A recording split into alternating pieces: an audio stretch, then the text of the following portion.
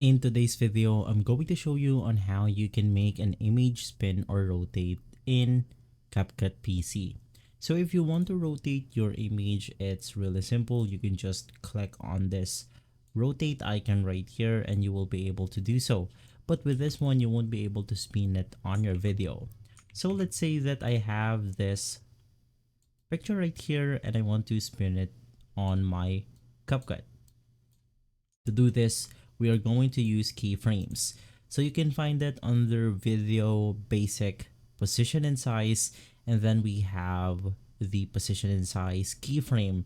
Now this is really important because if you want to edit out your position and size of the element, you want to use the keyframe option right here, which will animate the changes with, once again, the position and size. So if you want to add your keyframe, you can just click on it, play on the video, and basically I want point A to point B to move the video on the center right here and move it to the sides. So what basically this means is we have the starting point and we have the end point, which is going to be this one.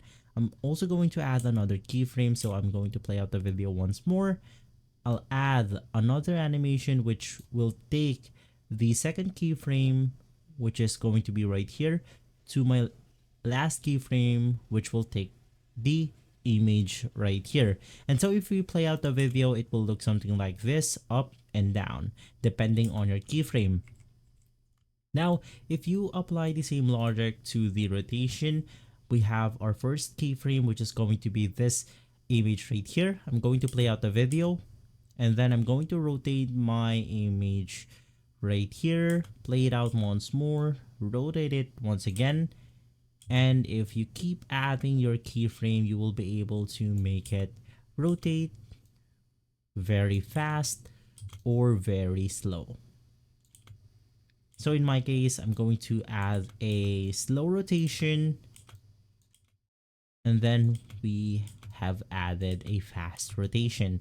So you can add as much keyframe as you want to complete your video.